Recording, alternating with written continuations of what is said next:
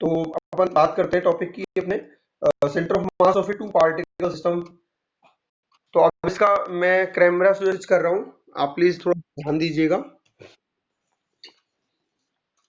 ये जो टॉपिक है इसमें बताया गया है स्टार्टिंग में, centre of mass of the two particle system from एब इनिशियो, यानी कि अब अपन इसको सेंटर ऑफ मास की जो डिटेल्स हैं वो एक एक करके वन बाय वन लेते जा रहे हैं। और अब अपन जाएंगे क्या बोलते हैं एब इनिशियो मेथड में। एब इनिशियो क्या होता है, अपन डिफरेंशिएट करते जाते हैं और अपन के पास उसके वेलोसिटी, उसका एक्सेलरेशन, वो सब चीजें निकलती चली जाएंगी। तो इस मेथड में आपको मैंने पहला पार्ट जो था वो मैंने पहले ही बता दिया था। XCM निकालेंगे इस फॉर्मूले से m1 x1 plus m2 x2 upon m1 plus m2 and similarly we will find out the YCM। x और y कोऑर्डिनेट मिल गए सेंटर ऑफ मास के। अब उसके बाद इन्हीं पोजीशन कोऑर्डिनेट्स में अगर मैं जो मुझे मिला हुआ था डिफरेंशिएशन करूं, जैसे r1 r2 मिला हुआ था मुझे, तो इनको डिफरेंशिएट करूं तो r1 r2 को डिफरेंशिएट करने पे what I will get dr1 upon dt। This is nothing but the velocity of first particle. आप जानते हो rate of change of distance या displacement of the first particle from origin is said to be the velocity of the first particle. Similarly dr2 upon dt करेंगे तो rate of change of displacement of the second particle आएगा, जिसको अपन second velocity बोलते हैं। अब similarly अगर अपन इसकी बार और डिफरेंशिएशन कर दें एक बार और, तो अपन क्या बोलेंगे dv1 बाय dt, तो ये हो जाएगा d2r1 अपॉन dt स्क्वायर। याद रखना, देखो जब अपन इसको डिफरेंशिएट करते हैं dv1 बाय dt, तो इसको लिख दिया हमने dv1 बाय dt, लेकिन इसको लिखने का जो फॉर्मेट होगा वो कैसे होगा, डबल डिफरेंशिएशन है ये, d2r1 अपॉन dt स्क्वायर। देखो लिखा हुआ है ना d2r1 अपॉन dt स्क्वायर, जैसे मैं बोल रहा हूं ऐसे ही बोलना है आपको, d2r1 upon dt square. Similarly second acceleration जो होगा वो dv2 upon dt, d2r2 upon dt square. तो अपन को जब एक्सेलरेशन मिल गया तो फोर्स मिलने में क्या प्रॉब्लम है, फोर्स कुछ नहीं, फोर्स इजी है। तो मैं ये कहता हूं कि जब मैं फोर्स निकालना चाहूंगा तो फोर्स कैसे निकलेगी, फोर्स ऐसे निकलेगी, अगर टोटल फोर्स F1 मैं कैलकुलेट करूंगा तो कोई भी बाहर से जो फोर्स लग रही है वो शामिल होगी, वो इंक्लूड होगी, और जो भी फर्स्ट के ऊपर सेकंड के द्वारा जो फोर्स लग रही है वो भी इंक्लूड होगी। अगर मैं F1 निकालना चाहता हूं, यानी कि फर्स्ट पार्टिकल पे कितना फोर्स लग रहा है, तो उसमें सेकंड पार्टिकल के द्वारा फर्स्ट पे लग रहा है जो फोर्स वो भी इंक्लूड होगा, और उसमें वो भी इंक्लूड होगा जो बाहर से कोई एक्सटर्नल फोर्स लगाया जा रहा है। तो total force acting on the particle P2 जो है वो मैंने लिख दिया, ये होगा एक्सप्रेशन आपका। सिमिलरली उसके बाद न्यूटन्स के लॉ से अपन बोल सकते हैं m1a1, यानी कि F is equal to ma होता है, तो total force on the particle 1 is equal to total mass into total acceleration. तो ये हो जाएगा m1a1 is equal to this expression. Similarly m2a2 is also equal to this expression.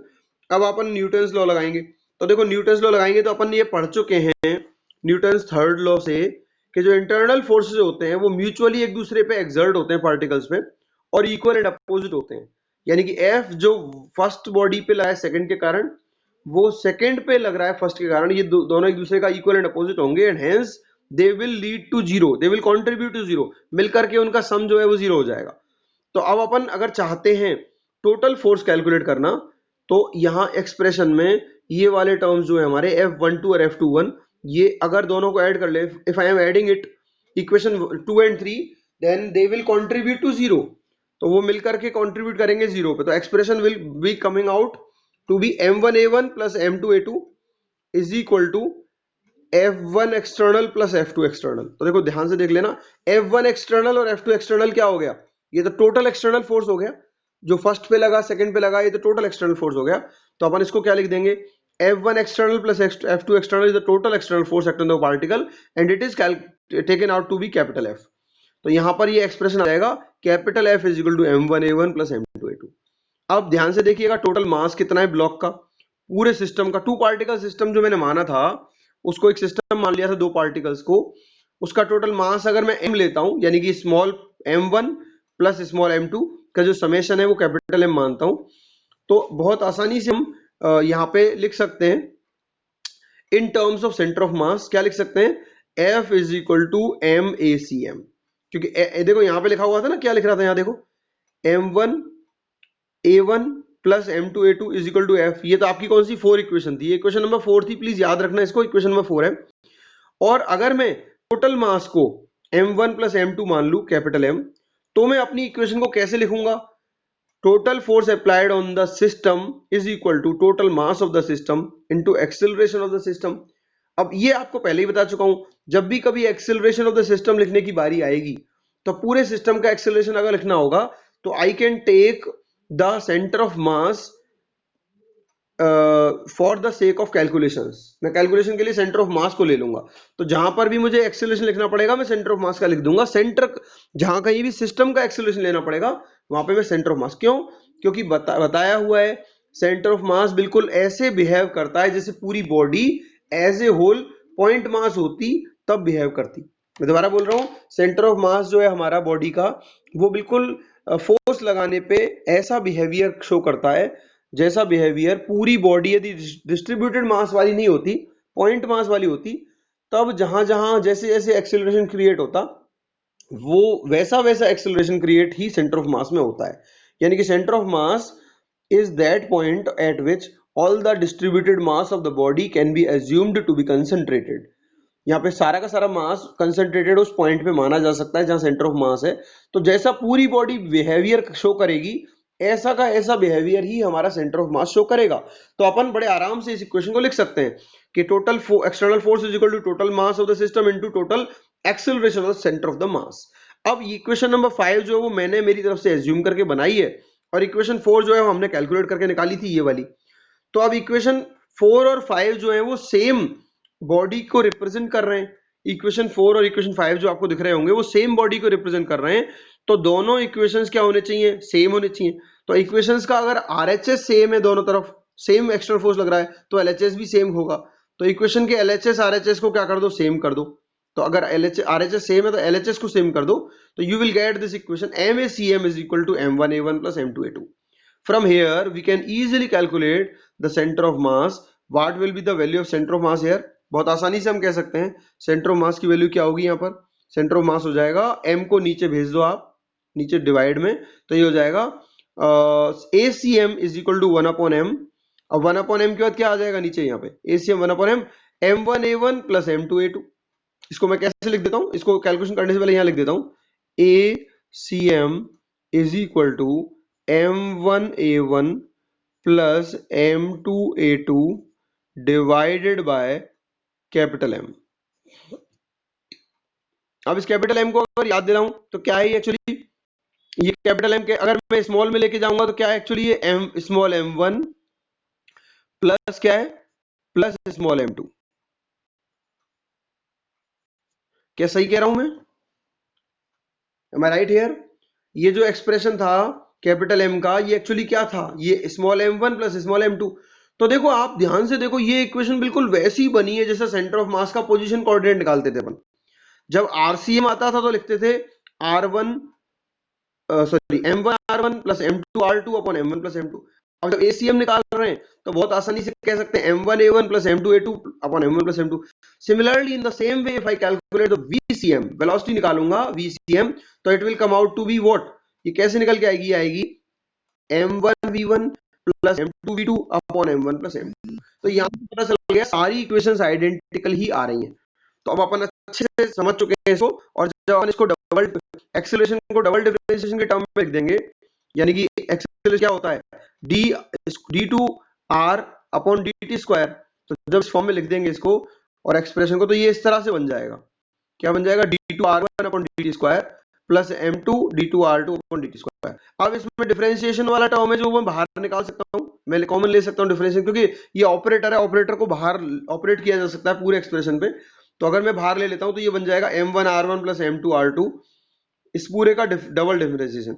अब double differentiation का मतलब हो गया ये रहो d2 upon dt square M1 R1। तो देखो इसको देख लो, ये इसको कैसे लिखा जा सकता है? इसको लिखा है d2 RCM upon dt square, क्योंकि ये RCM का डबल डिफरेंशिएशन होगा तब ACM आएगा। तो यहां से बहुत आसानी से वही की वही एक्सप्रेशन आ गया अंदर जो अपन पहले कह रहे थे। क्या कह रहे थे पहले? RCM इज इक्वल टू क्या हो जाएगा? देखो दोनों तरफ डिफरेंशिएशन वाला टर्म है, तो कहेंगे RCM is equal to M1 R1 plus M2 R2 upon M1 plus M2. It implies that, it verifies that our calculation is totally correct. ये बताता है। अब आप यहाँ नोट कर लो इस पॉइंट को, देखो लिखा हुआ है Hence, while applying Newton's second law to the motion of center of mass, we need to consider only the external force acting on the system. इसलिए जब भी कभी न्यूटन का सेकंड लॉ लगाएंगे, यानी कि rate of change of momentum is equal to force applied on the body लगाएंगे, उस समय पर सेंटर ऑफ मास का मोशन सेंटर ऑफ मास के मोशन पर जब हम न्यूटन्स लॉ लगा रहे हैं तो हमको केवल एक्सटर्नल फोर्स ही देखने हैं सिस्टम के ऊपर। इंटरनल फोर्सेस का जो वो है थर्ड लॉ से कैंसिल आउट हो जाएगा। इंटरनल फोर्सेस जो है उसका जो कंट्रीब्यूशन है थर्ड लॉ से कैंसिल आउट हो जाएगा and hence we need not to consider it in the calculations. बार बार उसको हम कंसीडर नहीं करेंगे। तो similarly in the same way अब आप इसको सिस्टम ऑफ पार्टिकल्स के लिए मैं आपको करा ही चुका था। सिस्टम ऑफ पार्टिकल के लिए पहले करा दिया था मैंने, इसको बार बार नहीं दिखा रहा, पर फिर भी एक बार क्विकली देख लो कि XCM इज इक्वल टू क्या होगा। अब XCM x कोऑर्डिनेट क्या होगा, m1 x1 plus m2 x2 dash dash dash mxn xn upon sigma m m1 m2। अब इन सब चीजों को कैसे लिख सकते हैं, अपन ऐसे लिख सकते हैं सिग्मा mi xi। यहाँ पे i नहीं लिखा हुआ पर आपको यूज करना है sigma mi xi where i increases from 1 to n। मैं थोड़ा बड़ा बड़ा यहाँ लिख देता हूं, ऐसे लिख सकते हैं इसको sigma mi xi divided by sigma mi where i increases from 1 to n। ठीक है, थोड़ा जगह कम है, मैं यहाँ दिखा रहा हूँ i increases to 1 to n sigma mi xi। Similarly इधर mi की वैल्यू लिख दी, mi में भी i की वैल्यू क्या है, i is equal to 1 to n, यहाँ पर भी 1 to n लेंगे। तो बस मैंने ये सब चीजें बता चुकी हैं आपको। इसी तरह से y में ले लेंगे, इसी तरह से z में ले लेंगे। अगर पोजीशन कोऑर्डिनेट तीनों हैं हमारे, तीनों एक्सिस मौजूद है तो ये कर लेंगे। तो एक्सेलरेशन जब भी निकालना होगा सेंटर ऑफ मास का तो वो कैसे आएगा, जो भी आपका पोजीशन कोऑर्डिनेट आ रहा है सेंटर ऑफ मास का उसको दो बार डिफरेंशिएट करके आप निकाल सकते हो। बट बेटा अगर व्हाट अबाउट कि अगर ये जो मास डिस्ट्रीब्यूशन है मेरा ये तो डिसकंटिन्यूअस के लिए किया है, ये सारी कैलकुलेशन मैंने किसके लिए की है, डिसकंटिन्यूअस मास के लिए की है। कहीं पर मास बहुत ज्यादा है, कहीं पे बहुत कम है, कहीं मास बहुत दूर है, कहीं मास बहुत पास है। डिस्ट्रीब्यूटेड मास जो है वो हमारा कैसा है, डिसकंटिन्यूअस है, रेगुलर नहीं है, यूनिफॉर्म वे में इंक्रीज या डिक्रीज नहीं हो रहा है। But what about what if our mass is distributed in a regular format, तो आपको कुछ नहीं करना, इंटीग्रेशन करना है। यानी कि ये जितने भी साइन है ना, सिग्मा साइन, वो इंटीग्रेशन में कन्वर्ट हो जाएंगे। तो इंटीग्रेशन में कन्वर्ट कैसे होंगे वो देख लो आप।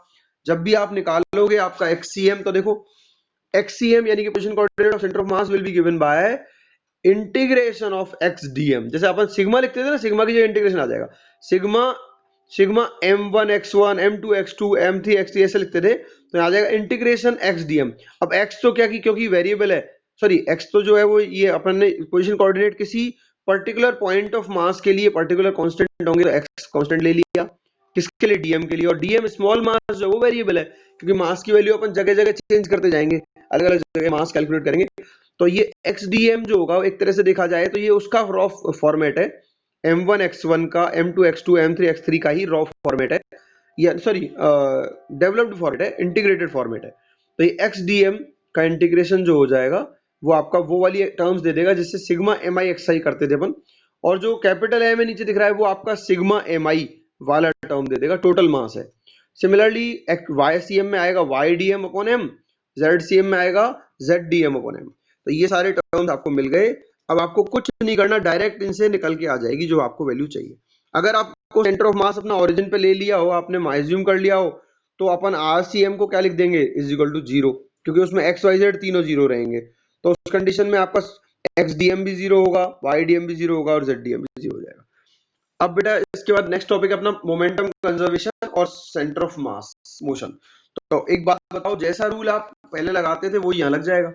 यानी कि अगर फोर्स जो है वो क्या होती है, force applied on the body, total external force applied on the body is equal to total mass of the system multiplied by the acceleration of centre of mass of the system. ये easy क्यों पड़ रहा है हमारे लिए, formula बहुत easy पड़ रहा है, क्योंकि पूरी बॉडी एक डिस्ट्रीब्यूटेड मास की है। उस डिस्ट्रीब्यूटेड मास की बॉडी का हर पार्टिकल अपने अलग तरीके से एक्सेलरेट कर रहा होगा, अलग तरीके से वेलोसिटी होगी, अलग तरीके का डिस्प्लेसमेंट हो रहा होगा। लेकिन अगर अपन इन सब इंडिविजुअल मासेस पे ध्यान देना छोड़ दें और उस पूरी बॉडी को एक सेंटर ऑफ मास पे कंसंट्रेटेड मान लें, तो उस पूरे सिस्टम का एक्सेलरेशन बहुत आसानी से ये लिखा जा सकता है। यानी कि ये हमारी जो दुविधा है उसको ईजी कर देता है। ये जो कैलकुलेशन है, ये हमारी जो टेंशन है कि भाई अलग अलग मासेस का कैसे हम एक्सेलरेशन निकालें, उसको ईजी कर देता है। ये पूरे सेंटर ऑफ मास का एक ही बार में अपन निकाल लेते हैं। तो अगर एक्सटर्नल फोर्स नहीं है, आप जानते हो एक्सटर्नल फोर्स नहीं है, तो आपका जो MACM का वैल्यू है वो भी 0 होगा, because if F external is 0, if F total is 0, then MACM is also 0। तो MACM 0 करोगे तो इसका मतलब M तो कांस्टेंट है, नीचे 0 में चला जाएगा, ACM 0 हो गया। अब ACM 0 का मतलब हो गया acceleration of centre of mass is 0। जब acceleration of centre of mass zero आएगा, यानी कि इसको बोल सकते हैं कि d upon dt of velocity of centre of mass is zero, because acceleration is nothing but d upon dt of velocity. तो इसका मतलब वेलोसिटी में चेंज होने की रेट जो है वो जीरो है। अब वेलोसिटी में चेंज होने की रेट जीरो है, तो इसका मतलब सिस्टम की जो वेलोसिटी है या सिस्टम के सेंटर ऑफ मास की जो वेलोसिटी है वो कांस्टेंट है। तो देखो लिख दिया मैंने, velocity of centre of mass of the system will be constant. और अगर तो अब अपन वापस से उसी रूल पे आ गए, आपने जो बताया था ना मोमेंटम कंजर्वेशन का लॉ, क्या पढ़ाया था? In the absence of an external force the total momentum of the body remain conserved. तो कैसे, इसमें आप m का मल्टीप्लाई कर दो पूरे सिस्टम में। देखो ये लिख रहा, ये लिख रहा m/cm। तो कैसे बोलेंगे? If in the absence of an external force, क्योंकि f एक्सटर्नल क्या है यहाँ पे? f एक्सटर्नल जीरो है, तो f टोटल या f एक्सटर्नल अगर जीरो है तो उसको बोलेंगे in the absence of an external force the total, क्या बोलते हैं इसको, बोलेंगे अपन टोटल एक्सेल, सॉरी ये आएगा, ये रहा टोटल मोमेंटम। इसमें मल्टीप्लाई कर दो मास का, तो मास का मल्टीप्लाई करते क्या आ जाएगा? mvcm आ जाएगा, क्योंकि इधर भी कांस्टेंट है इधर भी कांस्टेंट है। तो mvcm total momentum of the body will be, total momentum of the system will be constant, that is no change, and अपन बोल सकते हैं कंजर्व्ड। तो आपको याद रखना पड़ेगा ये, अगर if the f external is zero, if there is no external force applied on the system, then the total momentum of the system will remain constant, या अपन बोल सकते हैं total momentum of the centre of mass will remain constant. देखो लिख रहा है इसमें, in the absence of an external force the centre of mass of the system move with uniform velocity, यानी कि सेंटर ऑफ मास जो यूनिफॉर्म वेलोसिटी से move करता रहेगा। अगर आप फोर्स नहीं लगा रहे हो, अगर एक्सटर्नल फोर्स जीरो है, तो आपकी जो पूरी बॉडी है, पूरा जो स्ट्रक्चर है, उसका जो सेंटर ऑफ मास है वो जिस वेलोसिटी से पहले जा रहा था ना, उसी वेलोसिटी से उसी डायरेक्शन में जाता रहेगा। ना तो उसका वेलोसिटी का मैग्नीट्यूड चेंज होगा, ना डायरेक्शन चेंज होगी। ठीक है, तो ये है। तो अब बेटा इसके ऊपर एक बहुत इंटरेस्टिंग क्वेश्चन मैं आपको बना के बता देता हूं। मैं आपको इंटरेस्टिंग क्वेश्चन बना के फ्रेम करके बताता हूं, आप लोग प्लीज रिप्लाई करिएगा, उस क्वेश्चन का आंसर मुझे देना। ठीक है, सबको देना है इसका आंसर, सोच के देना है, लेकिन सबको देना है। ठीक है, मुझे सबसे पहले बताओ, मैं एक ऐसा सिस्टम एज्यूम कर रहा हूं प्रोजेक्टाइल मोशन का। आप जानते हो प्रोजेक्टाइल मोशन को, अभी पढ़ के आ चुके हैं अपन। उस प्रोजेक्टाइल मोशन में अपन ने बॉडी को ऐसे किसी पर्टिकुलर एंगल पे थ्रो किया, कोई बॉम्ब है, इट इज ए बॉम्ब। तो इस बॉम्ब को मैंने किसी पर्टिकुलर एंगल पे किसी मशीनरी की यूनिट से थ्रो किया, फेंका। तो जब इसको फेंकूंगा मैं, फॉर एग्जांपल इसको थीटा एंगल पे फेंका, तो जैसे ही इसको फेंका तो ये कुछ हाइट इसने अटेन करी, कुछ पोजीशन अटेन की। मान लो यहाँ पे आ गया, इस पॉइंट पे आ गया। इस पॉइंट पे इसका एक्सप्लोजन हो गया। मान लो इस पॉइंट पे आते आते इस बॉम्ब में क्या हो गया? एक्सप्लोजन हो गया, और ये दो डिफरेंट पार्ट्स में ब्रेक हो गया। एक पार्ट, ये तो टोटल मास कैपिटल M था, अब इसका एक मास जो है वो M1 हो गया। ठीक है, ये डिसइंटीग्रेट किसमें हो गया? दो पार्ट्स में हो गया। एक मास M1 में हो गया, डैश डैश लिख देता हूं, डैश डैश, ये एक पार्ट में हो गया, और डैश डैश डैश ये दूसरे पार्ट में हो गया। एक पार्ट इसका इस डायरेक्शन में चला गया,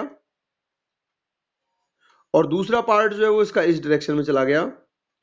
अब ये जो इसका ओरिजिनल पाथ था, यानी कि जो इनिशियल पाथ था, जिसको अपन इनिशियल पाथ को ओरिजिनल पाथ बोलते हैं, अबे जो प्रोजेक्टाइल मोशन का इनिशियल पाथ था वो कुछ ऐसा था, लेकिन ये इसने ट्रेवल किया ही नहीं, इस बॉडी ने ये ट्रेवल किया ही नहीं।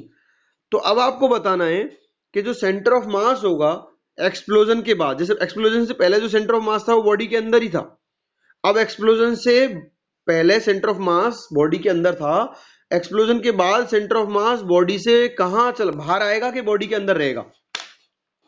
यस दीक्षा, इप्सिता, विपुल, कोई भी बता दो, सेंटर ऑफ मास बॉडी से बाहर चला जाएगा कि अंदर रहेगा?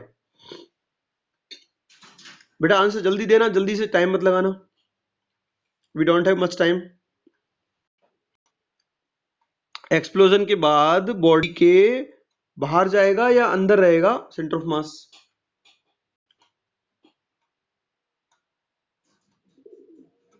Are you there? इप्सिता का तो आंसर आ गया इनसाइड, बॉडी के इनसाइड। और विपुल का आंसर, कोई बच्चा आंसर नहीं दे रहा है, आपको मेरी आवाज नहीं मिलती बच्चों को? दीक्षा इनसाइड, अंदर रहेगा। जल्दी से सोचो और जवाब दो, क्योंकि भाई देखो एक्सप्लोजन से पहले तो सेंटर ऑफ मास बॉडी के अंदर था, एक ही बॉडी थी और उसके अंदर सेंटर ऑफ मास था, लेकिन एक्सप्लोजन होने के तुरंत बाद बॉडी का जो सेंटर ऑफ मास है वो कहां होना चाहिए? इस बॉडी के ऊपर, M1 मास के ऊपर, या m2 मास की जो बॉडी है उसके ऊपर, या फिर बॉडी से, दोनों बॉडी से बाहर? चलो कोई आंसर नहीं दे पा रहे तो मैं दे देता हूं। इसमें जो सेंटर ऑफ मास होगा वो दोनों मासेस की जो लाइन ज्वाइनिंग होगी, मैं आपको बता रहा हूं, दोबारा ध्यान सुन लो। दोनों मासेस की जो सेंटर्स को ज्वाइन करने वाली लाइन होगी उसके अलोंग कहीं सेंटर ऑफ मास आएगा, but it will not lie on the body. ये बॉडी से बाहर कहीं आएगा। जैसे फॉर एग्जांपल ये यहां आ गया, मान लो यहां पे आ गया। दोबारा सुन लो भाई, मैं क्या कह रहा हूं, ध्यान से सुन लो। जब भी एक्सप्लोजन होगा उसके बाद बॉडी डिसइंटीग्रेट हो जाएगी, पीसेस में बट जाएगी, टुकड़े टुकड़े हो जाएंगे।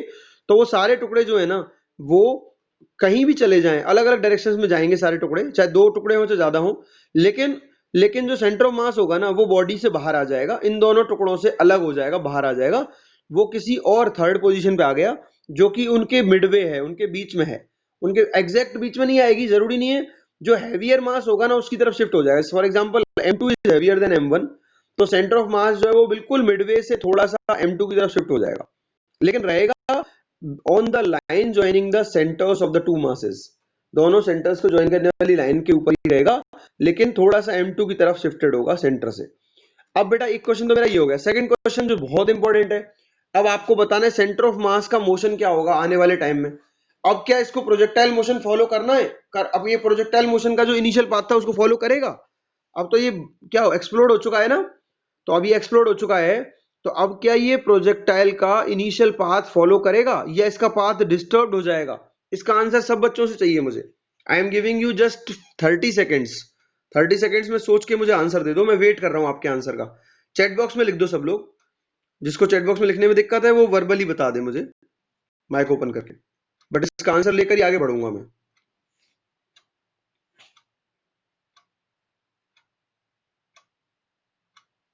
मेरा क्वेश्चन समझ गए आप?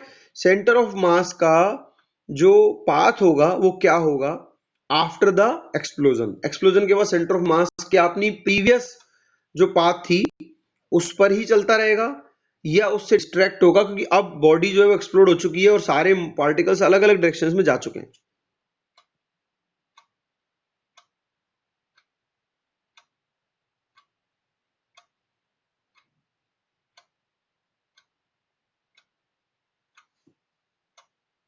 विपुल का आंसर आ गया मेरे पास। Yes Vipul, answer submitted. Your answer is submitted. जल्दी बताओ, 30 सेकंड होने वाले हैं सब बच्चों के, फटाफट आंसर दो बेटा।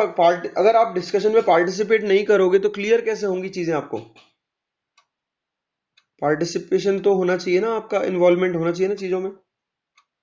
केवल सुनने ना सुनने सुनने से कुछ नहीं होगा, समझ में नहीं आएगा आपको, क्योंकि अगर आप गलत भी आंसर दोगे तो सीखने को मिलेगा। नो आंसर, दीक्षा का भी आंसर नहीं आ रहा, इप्सिता का भी नहीं आ रहा।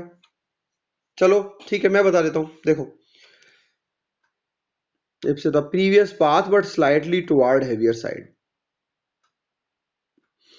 देखो विपुल और इप्सिता का आंसर ठीक है, बिल्कुल करेक्ट आंसर है। इसका रीजन सुन लो। ये जो सेंटर ऑफ मास है ये ऑलरेडी अपना जो प्रीवियस पोजीशन थी, जिस रास्ते पे उसको जाना होता, अगर वो एक्सप्लोर नहीं होता तो वो जिस रास्ते जाता उसी रास्ते को ट्रेस करता रहेगा, उसी रास्ते पे चलता रहेगा। उसके सेंटर ऑफ मास की पोजीशन में रत्ती भर भी फर्क नहीं आएगा, लोकेशन में कोई फर्क नहीं आएगा। इसका रीजन मैं देता हूं, प्रॉपर रीजन क्या है इसका, रीजनिंग क्या है इसके पीछे। इसके पीछे रीजनिंग ये है, हमने थ्योरी पढ़ी अभी अभी। क्या पढ़ा है? ये पढ़ा है, in the absence of an external force the velocity of the centre of mass will always remain constant.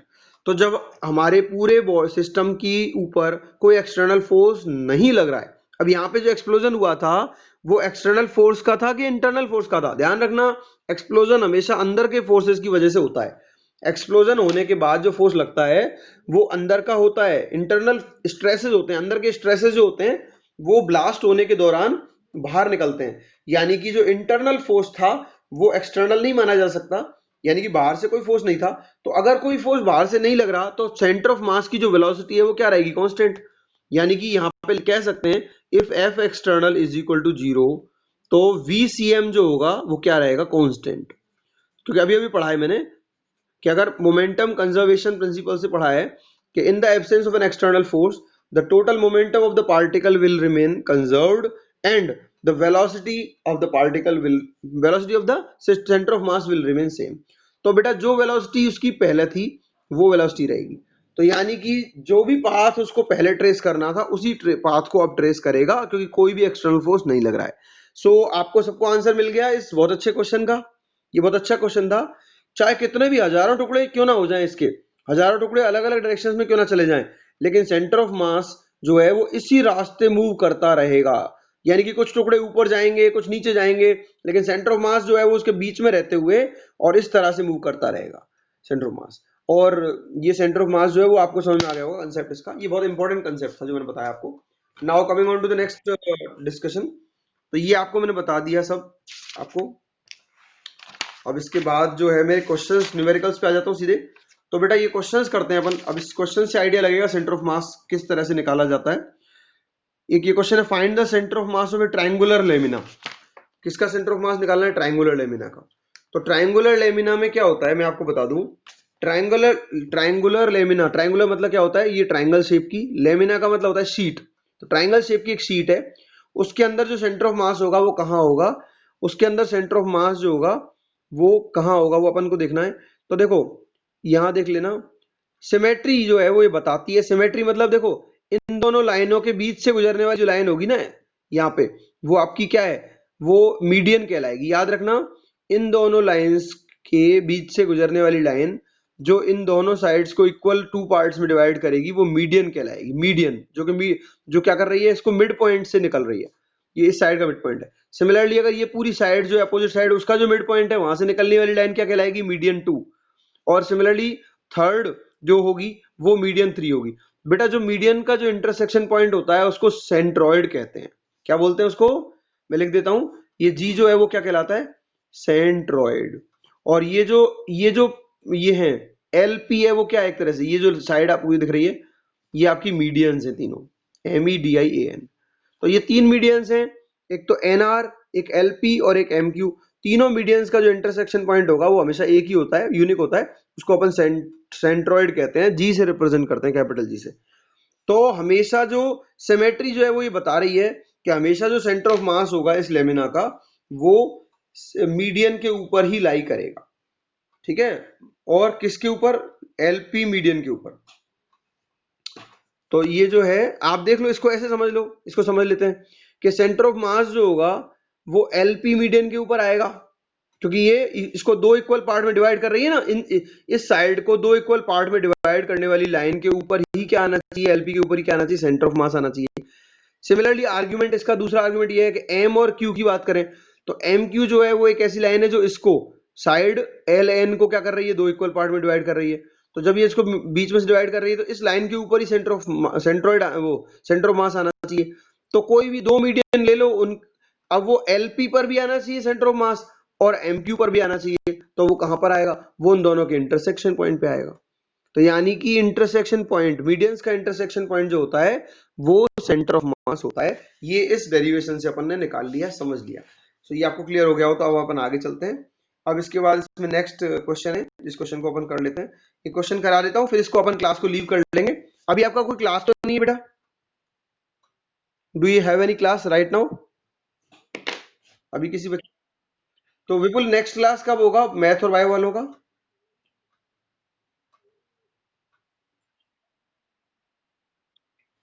9:50 से पहले कोई क्लास नहीं है आपका? हिंदी का कितने बजे होता है इप्सिता? 9 o'clock होता है। तो 9 o'clock से पहले आपका कभी कोई क्लास नहीं होता?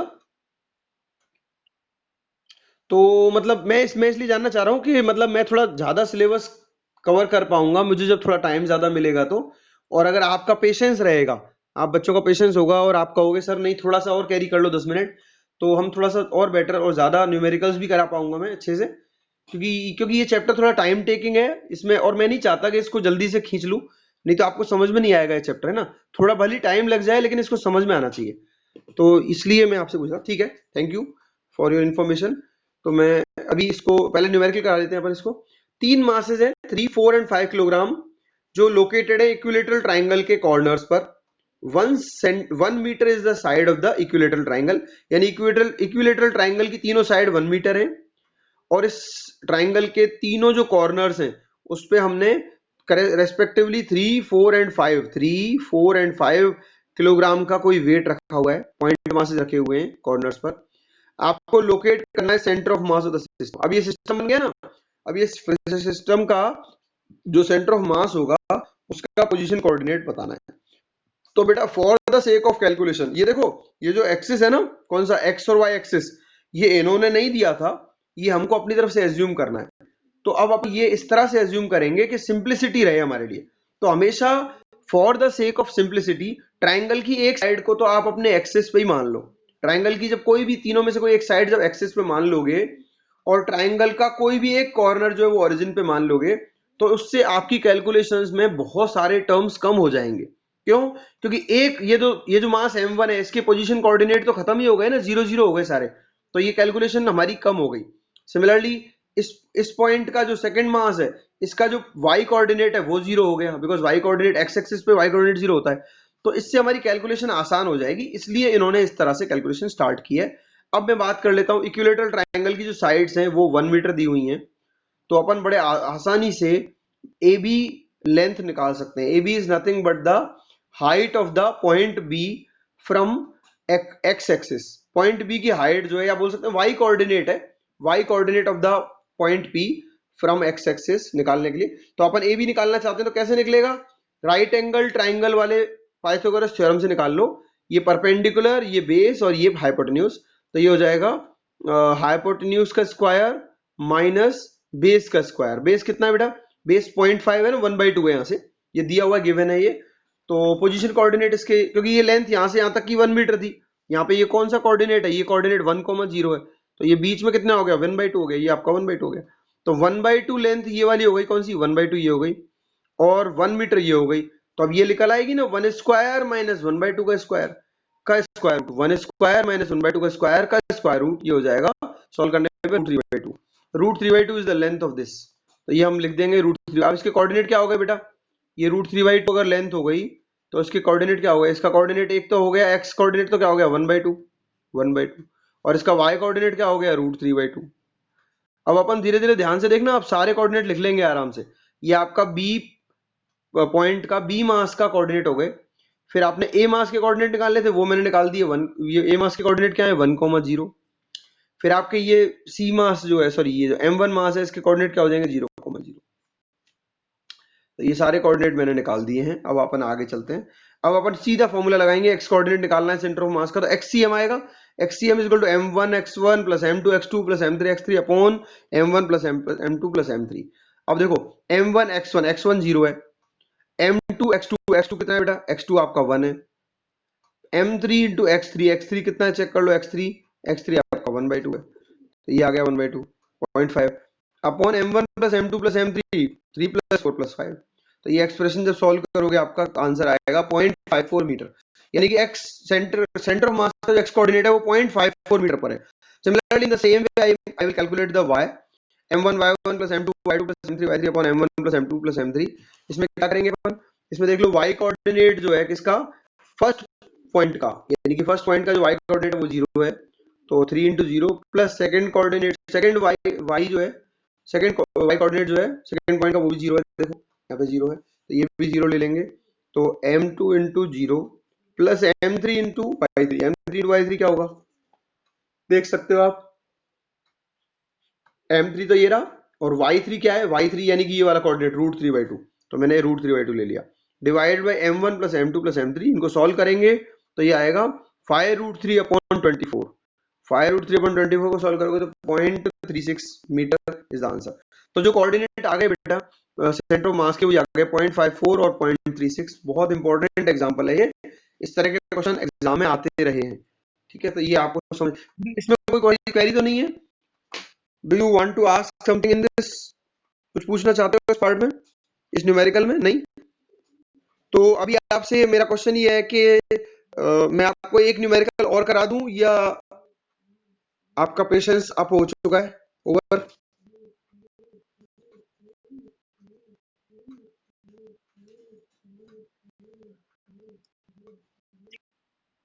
एक न्यूमेरिकल और कर लेते, थैंक यू।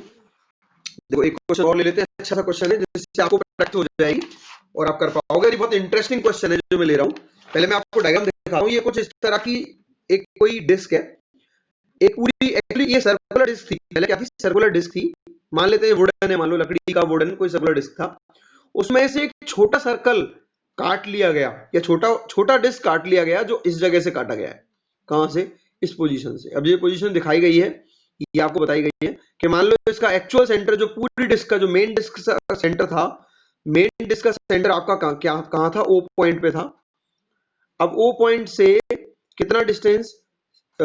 7 सेंटीमीटर इधर चलकर, राइट हैंड साइड में चलकर, यहां पर इस पॉइंट को सेंटर मानते हुए क्या किया? सेंटर मानते हुए 21 सेंटीमीटर का कोई जो है डिस्क, जो है 21 सेंटीमीटर रेडियस का कोई डिस्क जो है वो काट लिया गया है इसमें से।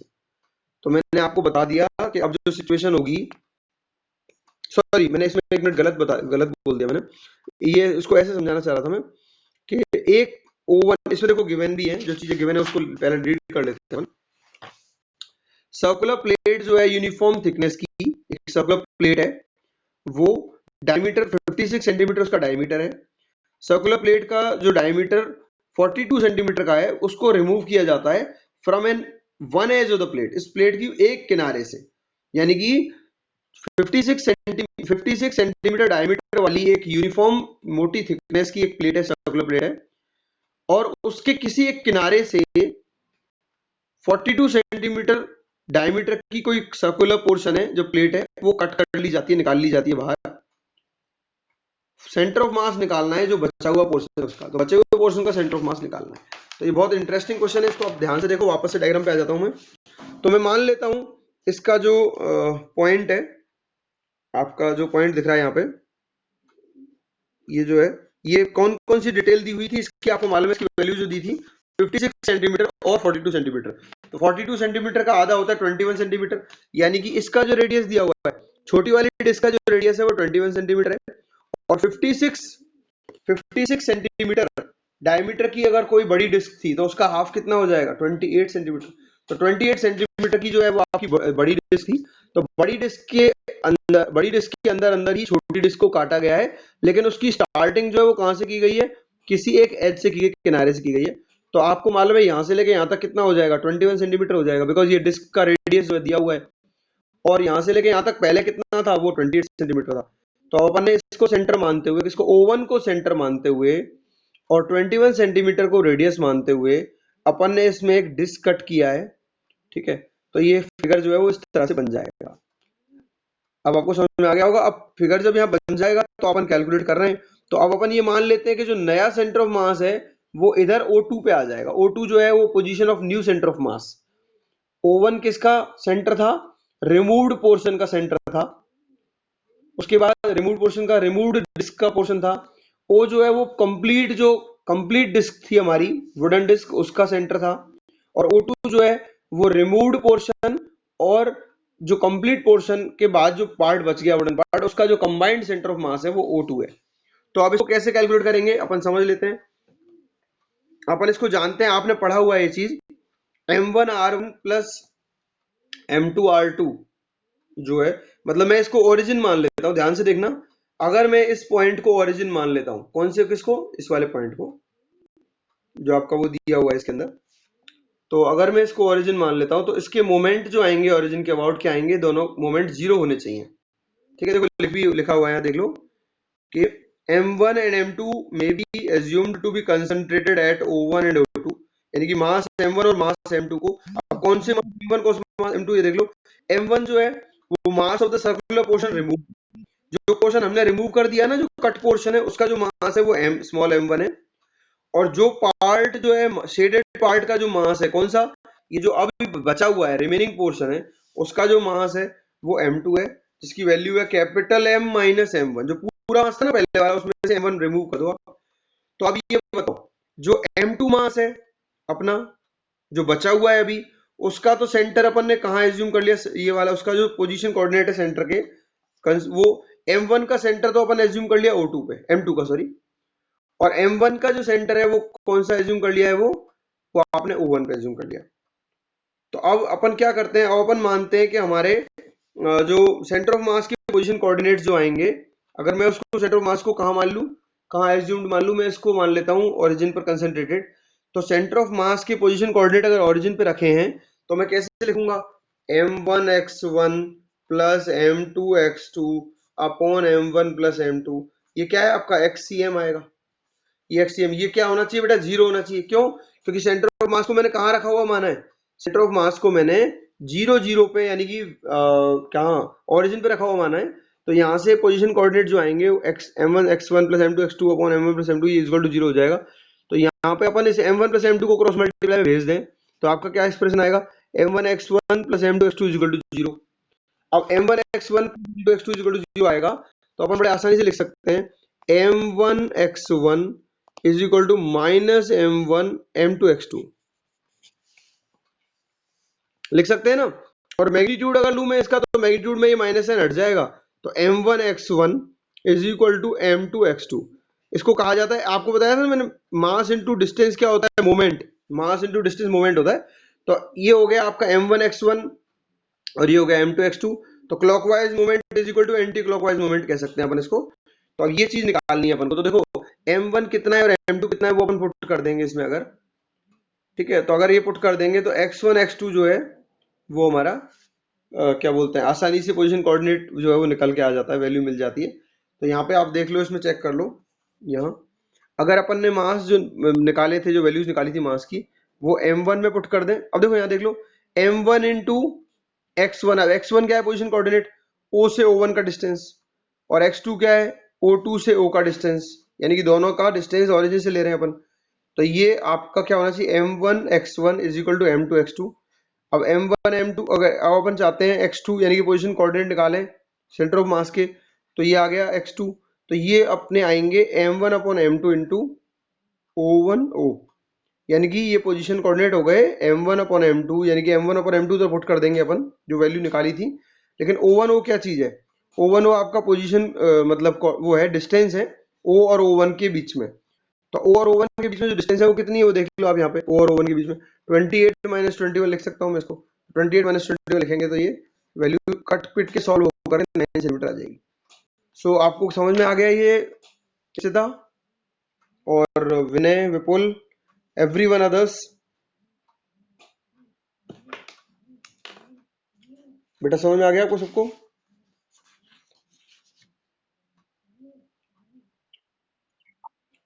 तो इसमें अपन आज मतलब जो है वो डिस्कस इतना कर रहे हैं।